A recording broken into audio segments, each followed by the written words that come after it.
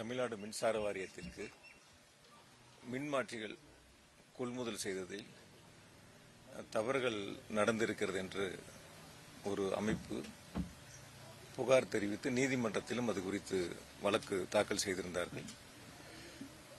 அந்த வழக்கினுடைய தீர்ப்பில் இன்று உயர்நீதிமன்றம் சிபிஐ விசாரணைக்கு மாற்றி உத்தரவுகளை பிறப்பித்திருக்கின்றார்கள். அது குறித்து சில விளக்கங்களை அளிப்பது என்னுடைய கடமையாக கருதி உங்களை அனைவரும் இந்த நேரத்தில் நான் சந்தித்திருக்கின்றேன். குறிப்பாக மின்சார வாரியத்தை பொறுத்த வரைக்கும் மின்மாற்றிகள் கொள்முதல் என்பது 1987ஆம் ஆண்டு தொடங்கி அன்றைய நடைமுறைகள் என்ன பின்பற்றப்பட்டதோ அதே நடைமுறை தான் இன்று வரை தொடர்ந்து பின்பற்றப்பட்டு வருகின்றன. ஒரு டெண்டர் கோட் பண்ணும்போது 20 பேர் 30 பேர் அந்த டெண்டரில் கலந்துக்குவாங்க. சில பேர் L1 பிரைஸை கோட் பண்ணுவாங்க, ஒரே மாதிரியான பிரைஸ் இருக்கும். சில பேர் L2 பிரைஸ் ஒரே மாதிரியா இருக்கும். சில பேர் L3 ஒரே மாதிரியான ரேட்டை கோட் பண்ணியிருப்பாங்க. அந்த வகையில் பார்த்தா 1987 கூட ஒரு டெண்டரில் 2 பேர் L1 ஒரே பிரைஸை கோட் பண்ணியிருக்காங்க. அதே 87 திரும்ப 3 பேர் ஒரே பிரைஸை கோட் பண்ணியிருக்காங்க.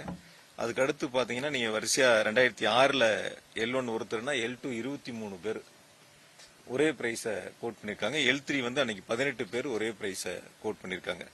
2011-12 எடுத்தீங்கன்னா 29 நபர்கள் டெண்டர்ல கலந்துகிட்டதுல L3ல பாத்தீங்கன்னா 17 பேர் ஒரே பிரைஸை கோட் பண்ணிருக்காங்க.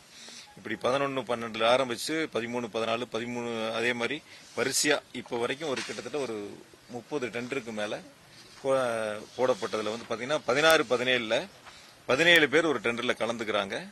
அதுல 4 பேர் ஒரே பிரைஸ கோட் பண்றாங்க, 11 பேர் L2 ஒரே பிரைஸ் கோட் பண்றாங்க. அதே 16-17ல ஒருத்தர் L1 L2 18 பேரு, L3 6 பேரு. அதே 16-17ல 21 பேர் கலந்துகிட்ட டெண்டர்ல L1 ஒருத்தர், L2 ஒருத்தர், L3 17 பேரு. அதே 16-17ல L1 ஒருத்தர், L2 ஒருத்தர், L3 31 பேரு. இன்னொரு 16-17 டெண்டர்ல 5 பேர் L1, 29 பேர் L2. 17-18ல 28 பேர் கலந்துகிட்டதுல 5 பேர் L1, 6 பேர் L2, ஒருத்தர் L3.